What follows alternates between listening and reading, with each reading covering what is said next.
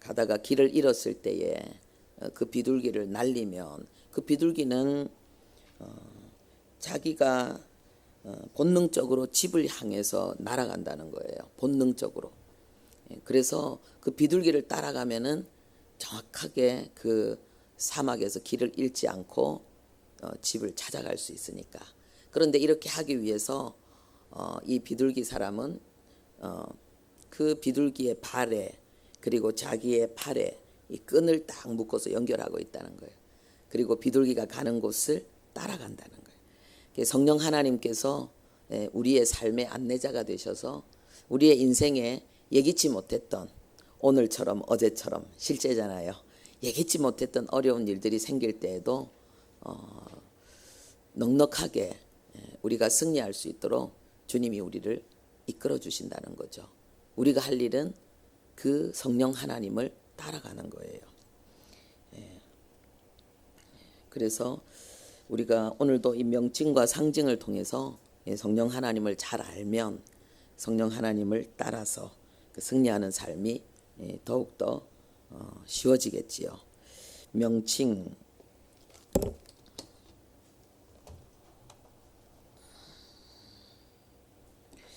우리 요한복음 1장 29절에서 34절 우리 먼저 함께 읽도록 하겠습니다.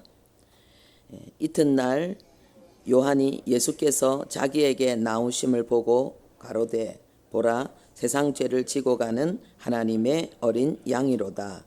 내가 전에 말하기를 내 뒤에 오는 사람이 있는데 나보다 앞선 것은 그가 나보다 먼저 계심이라 한 것이 이 사람을 가리킴이라. 나도 그를 알지 못하였으나 내가 와서 물로 세례를 주는 것은 그를 이스라엘에게 나타내려 함이라 하니라. 요한이 또 증거하여 가로되 내가 봄에 성령이 비둘기같이 하늘로서 내려와서 그 위에 머물렀더라. 나도 그를 알지 못하였으나 나를 보내어 물로 세례를 주라 하신 그이가 나에게 말씀하시되 성령이 내려서 누구 위에든지 머무는 것을 보거든 그가 곧 성령으로 세례를 주는 이인 줄 알라 하셨기에 내가 보고 그가 하나님의 아들이심을 증거하였노라 하니라. 아멘. 여기에 예수님에 대한 그 상징들이 나오고 있습니다. 예수님을 세상 죄를 지고 가는 어린 양, 예수님을 어린 양이라고 예수님을 비유하고 있습니다. 우리가 이 세상에서만 예수님을 어린 양으로 찬양하는 것이 아니라 천국에 가서도 예수님을 어린 양으로 찬양할 것입니다. 이것은 중요한 것을 우리에게 가르치고 있는데 우리가 이 땅에서 주님을 위해 산 모습, 그 헌신, 그 충성이 천국에서도 그대로 나타날 거라는 거예요. 그래서 이 땅에서의 삶과 천국에서의 삶이 분리된 것이 아니라 이 땅에서는 적당히 살다가 천국에 가서 마음껏 누리는 그런 게 아니에요. 어머니, 소리 조금만 높여줄래요? 어머니 태중에서 아이들이 준비된 만큼 그대로 밖으로 나오는 거예요. 태중에서 예서의 그 모습과 어머니 태에서의 나왔을 때 모습이 다르지 않다는 거예요. 그게 연결되어져서 시작되어진다는 거예요. 그래서 우리가 이 땅 가운데 주님을 위해 사는 것, 이것이 정말 가치 있고 그리고 이것이 영광이에요. 그래서 그리스도인 중에 최고의 그리스도인은 이 땅에서 주님을 위해 살 수 있는 기회를 얻는 거예요. 할렐루야. 우리죠. 새벽에 나와서 이렇게 성령 하나님을 알기 위해서 애쓴다는 거 대단한 거죠. 자, 계시록 7장 17절 우리 함께 읽겠습니다. 이는 보좌 가운데에 계신 어린 양이 그들의 목자가 되사 생명수 샘으로 인도하시고 천국에서도 예수님을 어린 양으로 부르고 있습니다. 그리고 예수님께서 요한에게 세례를 받으시고 나오실 때, 물에서 나오실 때 어떤 일이 일어났는가?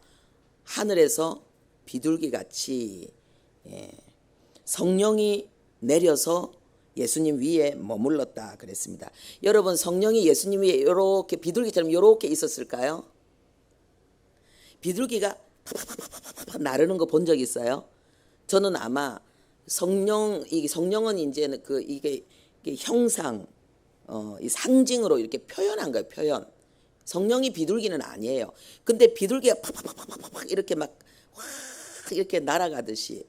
왜냐하면은 사도행전에도 불의 혀같이, 그냥 불이 아니고 불의 혀, 이 불이 이글거리는 모습이거든요. 그것처럼 비둘기도 팍팍팍 이런 모습으로 성령이 임해서 그 예수님의 그 어깨와 그 머리, 그 위를 주변을 확 감쌌다. 저는 이렇게 그려집니다. 이런 일이 일어났죠. 이때 이 형상을 비둘기라고 말했습니다. 그런데 이 성령이 비둘기처럼 그렇게 충만히 임하여 계신 바로 이분이 어떤 권세를 가지신 분이라고요?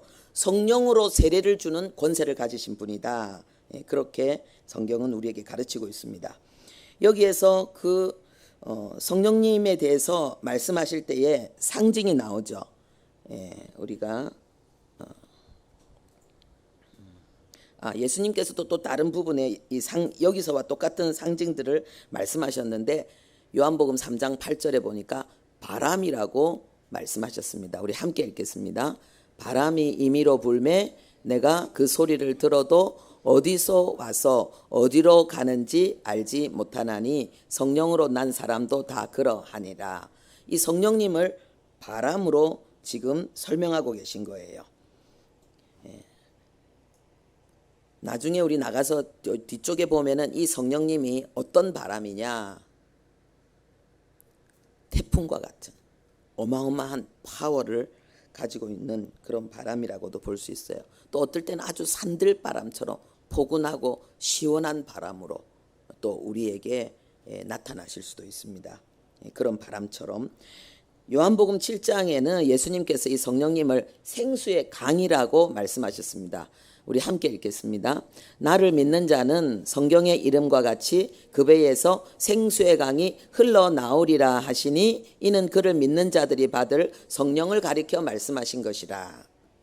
예수님을 바람에 생수의 강에 비유하셨습니다. 이제 성령님의 그 명칭과 상징에 대해서 우리가 연구해 볼 텐데 한 120가지가 있다고 합니다.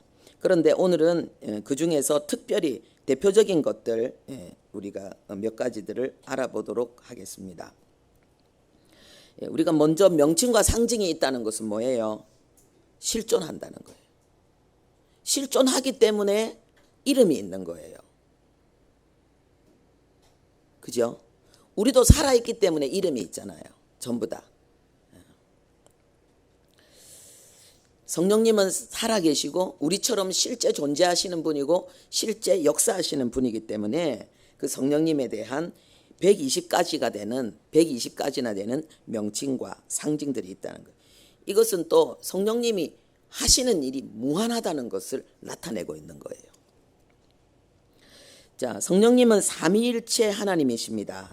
제3위로서 The Holy Spirit, 즉 거룩과 진리의 영이십니다. 우리 데살로니가후서 2장 13절 우리 함께 읽겠습니다. 하나님이 처음부터 너희를 택하사 성령의 거룩하게 하심과 진리를 믿음으로 구원을 받게 하심이니. 성령님이 거룩하게 하시기 때문에 우리를 거룩하게 하실 수 있는 거예요. 성령님이 진리이시기 때문에 우리를 진리에 대한 믿음으로 우리를 구원하실 수 있는 거예요. 그래서 그 성령님의 그 대표적인 진리이시고 거룩하신 성령님의 대표적인 명칭 첫 번째 뭐예요? 하나님의 성령이십니다. 우리 에베소서 4장 30절 우리 함께 읽겠습니다. 하나님의 성령을 근심하게 하지 말라. 그 안에서 너희가 구원의 날까지 인치심을 받았느니라. 하나님의 성령. 하나님으로부터 보내심을 받으셨다는 거예요. 그리고 하나님은 이 성령님을 통해서 우리에게 역사하신다는 거예요. 그 외에도 이 성령님에 대해서 하나님의 신이라 그랬습니다.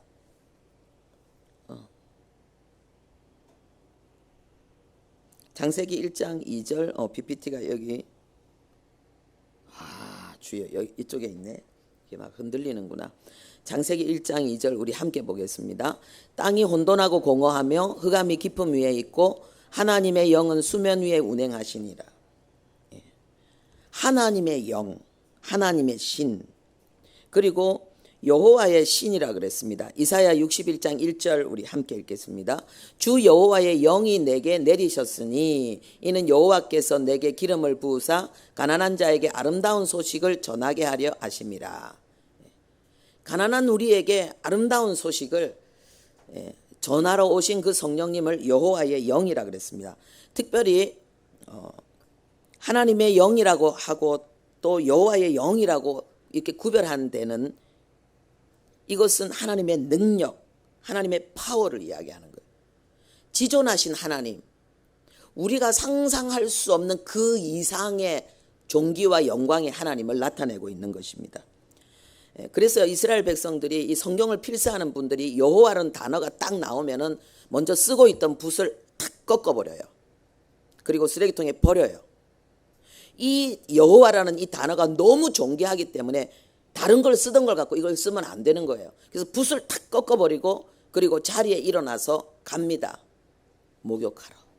목욕하고 새 옷을 딱 갈아입고 와서 여호와란 이름을 다시 쓰는 거예요. 그 정도로 이 여호와의 이름은 부르기조차 부담스러울 만큼 힘든 거고 쓰기조차 힘들 만큼 바로 그 여호와의 영이시라는 거예요. 그리고 아버지의 성령이십니다. 마태복음 10장 20절 보겠습니다. 말하는 이는 너희가 아니라 너희 속에서 말씀하시는 이 곧 너희 아버지의 성령이시니라. 자식을 위해서 아버지가 모든 걸 다 주고 싶잖아요. 나보다 아버지는 나에게 무엇이 필요한지를 더 아셔요. 나보다 나에 대해서 더 많은 걸 생각하셔요. 그래서 나보다 나를 더 사랑하시고 나보다 나를 더 위하시고 그 마음을 그 우리를 향한 그 하나님의 마음을 온전히 다 이루어내기 위해서 하나님이 주신 유일하시면서도 완전한 선물 성령님이세요. 할렐루야. 그 다음에 두 번째로 성령님의 명칭은 그리스도의 영이십니다. 로마서 8장 9절 우리 함께 보겠습니다. 누구든지 그리스도의 영이 없으면 그리스도의 사람이 아니라. 예수님께서는 하나님으로부터 성령을 받아서 우리에게 주셨다 그랬어요. 여러분 한번 생각해 보세요. 성령님이 물건이 아니잖아요. 어떤 에너지 뭐 다이너마이트가 아니잖아요. 괜찮아요. 이 정도는 그냥 모른 척하고 넘어가도 돼요. 우리 그죠? 그런데 어떻게 성령님을 물건처럼 하나님께 받아서 우리에게 부어주셨다 이렇게 말씀하십니까? 이것은 중요한, 우리가 성경을 읽으면 좀 이상하다 하는 거는 굉장히 깊은 뜻이 있는 거예요. 이것은 뭐냐 하면은요, 하나님께 받아서, 그리고 또 성령님은 그 밑에 뭐라고 말합니까? 성령님은 하나님이신데도 자신을 증거하지 않고 예수님을 증거하시고 예수님의 영광을 나타내시고 예수님이 이루신 그리스도의 역사를 완성하시는 일을 하시거든요. 자, 우리 성경 구절 먼저 볼까요? 요한복음 16장 14절 읽겠습니다. 그가 내 영광을 나타내리니 내 것을 가지고 너희에게 알리겠습니다. 그리스도의 영광을 나타내는 거예요. 성령님도 하나님이신데 당신은 감추고 오직 그리스도만 나타내는 거예요. 그리고 사도행전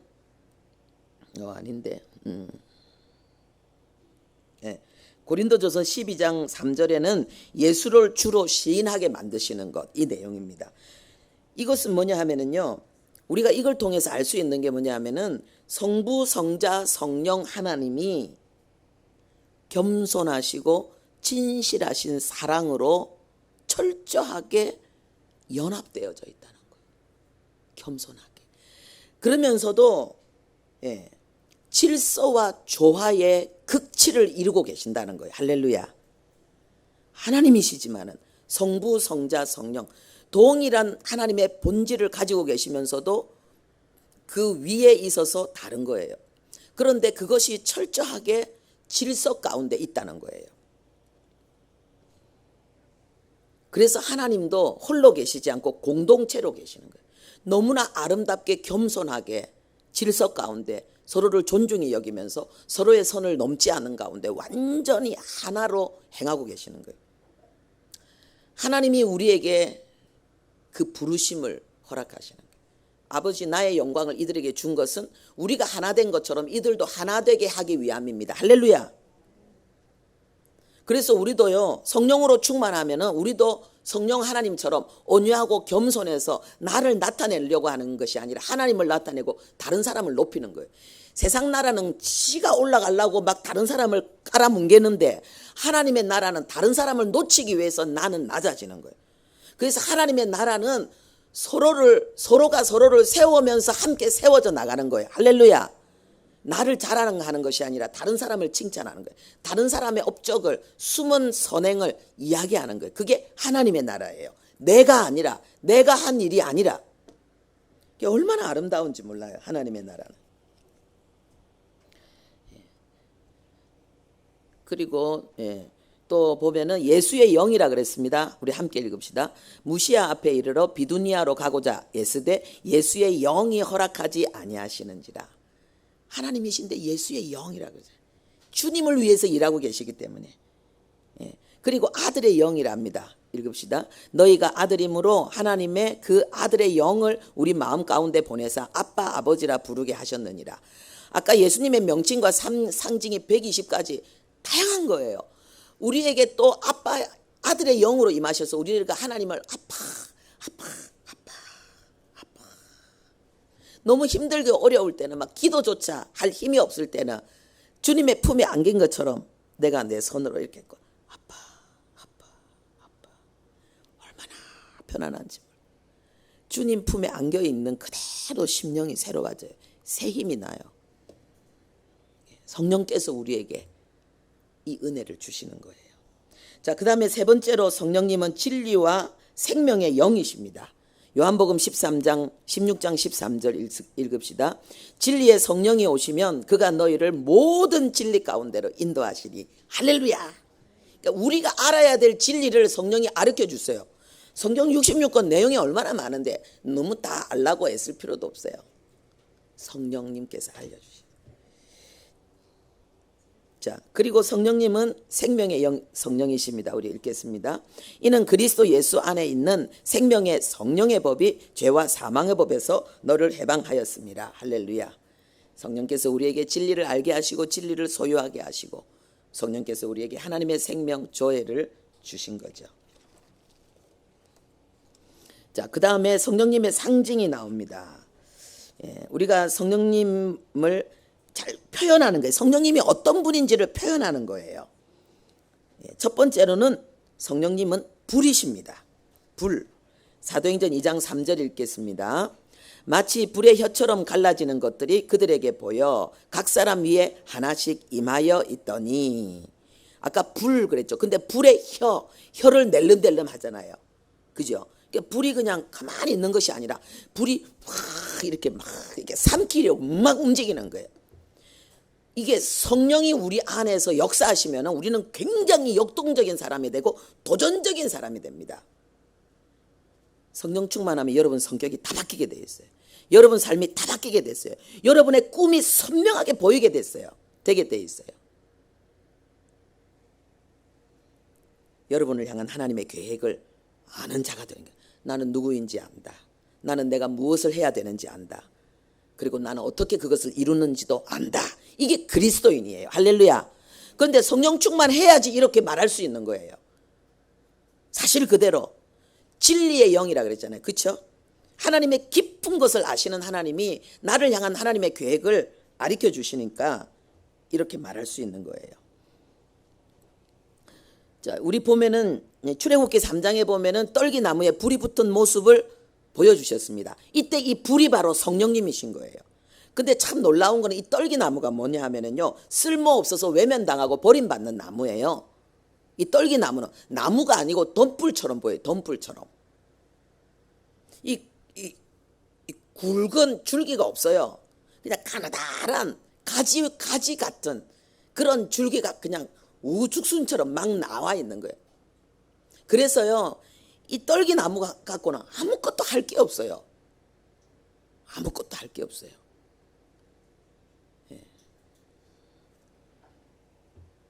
목재로 하나도 제대로 쓸 수 있는 게 없고, 그리고 열매를 맺지 않기 때문에 유익이 없어요. 그런데 거기에 불이 붙은 거예요. 이것은 뭐예요? 애굽에 종살이하고 있는 이스라엘 백성들, 그들을 거룩하신 하나님께서 성령으로 충만케 하사 열방에 하나님의 영광을 나타내는 민족으로 하나님이 이끌어내신다는 거예요. 할렐루야. 지금 처가살이 하고 있는, 이제 노인이 된 40년이나 처가살이 하고 있는 이 모세를 영원한 지도자로 하나님이 부르신다는 거예요. 성령의 능력으로 위대한 인물이 되게 만드시겠다는 거예요. 할렐루야.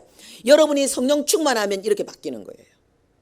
성령에 사로잡히면은 꼬리가 되지 않고 머리가 되고, 낮은 데 있지 않고 높은 데 있고, 영원토록 여러분의 삶의 분야에서 최고가 되는 거예요. 하나님 보실 때에 역사적인 인물이 되는 거죠. 우리가 얼마나 성령 충만을 간구해야 되겠습니까?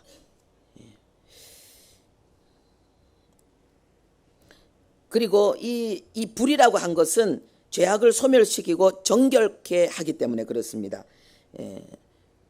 경건함과 두려움으로 하나님을 기쁘게 섬길지니 하나님은 소멸하는 불이신다, 이렇게 말씀하는 게 그 내용입니다. 그리고 또 이 불이라는 것은 뜨겁잖아요. 그래서 우리가 성령 충만하면은 아주 열심히 있는 신앙생활을 하게 되는 거예요. 사도행전 이 초대교회 성도들이 성령 충만하니까 오로지 기도에 힘쓰는 자들이 됐던 거예요. 두 번째로 이 성령님은 바람으로 상징되어졌습니다. 바람. 사도행전 2장 2절 우리 함께 읽겠습니다. 호련히 하늘로부터 급하고 강한 바람 같은 소리가 있어 그들이 앉은 온 집에 가득하며 그랬습니다. 이 바람이 급하다는 거예요. 급하다는 거예요. 이거는 단순히 속도만 나타내는 것이 아니라 급히 무언가를 운반하고 있다는 거예요. 성령 하나님이 아주 급하게 무언가를 운반하고 공급하고 있다는 거예요. 뭐겠어요? 좀 있으면 나옵니다. 그리고 강하다는 말은 아주 맹렬하고 폭력적이라는 거예요. 폭력적이라는 거는 뭡니까? 피해를 입힌다는 거예요. 무너뜨린다는 거예요. 성령이 아주 폭력적으로 역사한다는 거예요. 뭐겠어요? 우리의 대적을 멸하는 거죠. 할렐루야. 내 영혼에, 내 삶에 방해가 되는 장애물들을 격파해 버리는 거예요. 성령의 능력이. 여러분들이 성령 충만하면은 무서운 게 없어져요. 그래 바뀌게 돼 있어요. 성품이. 그리고 바람이기 때문에 어느 곳에서나 편재해 계십니다. 요한복음 3장 8절에 바람이 임의로 불매, 그 소리가 나는데 모르는 거예요. 그리고 또 이 바람이라는 말은 모든 곳에 계신다는 거예요. 그래서 성령님은 언제 어느 곳에서나 역사하신다는 거예요. 그리고 성령님은 물로 상징되어져 있습니다. 시간이 조금 그래서 제가 빨리 나갑니다. 물로 상징돼 요한복음 7장 37절에서 39절입니다. 우리 읽겠습니다. 누구든지 목마르거든 내게로 와서 마시라. 나를 믿는 자는 성경의 이름과 같이 그 배에서 생수의 강이 흘러나오리라. 마시라. 생수의 강이 흘러나오리라. 물인 거예요. 이 물은 우리에게 갈증을 해소하고 생명력을 유지시켜 주죠. 그리고 물은 우리를 깨끗하게 정화시켜 주는 것입니다.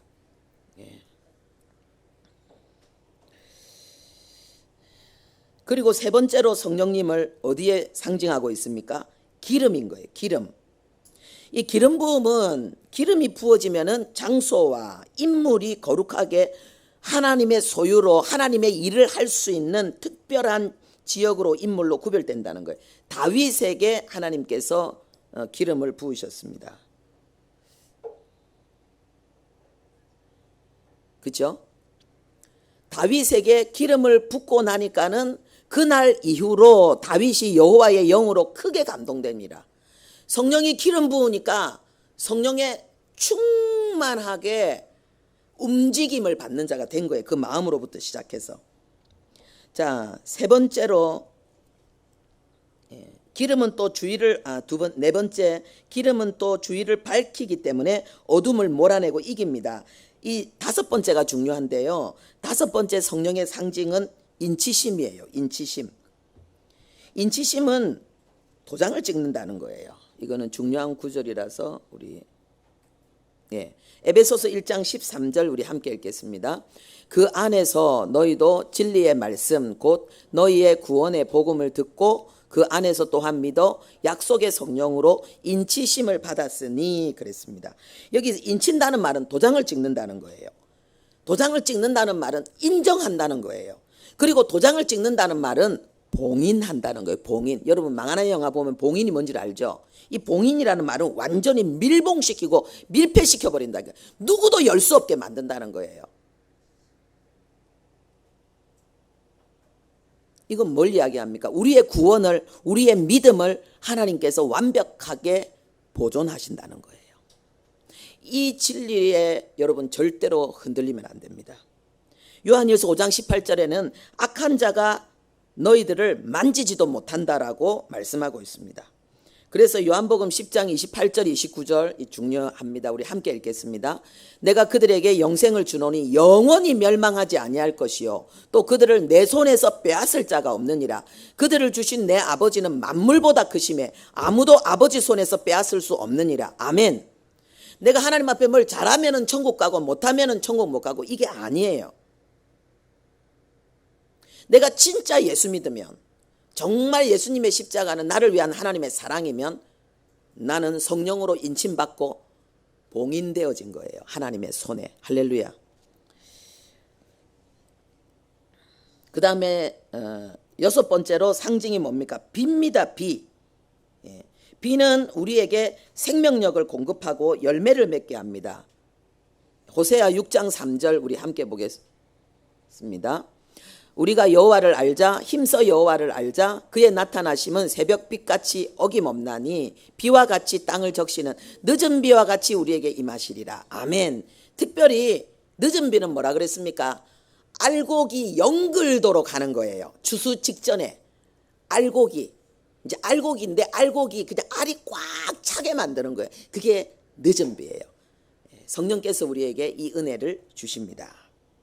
그리고 마지막으로 일곱 번째 상징은 뭐예요? 비둘기예요. 비둘기.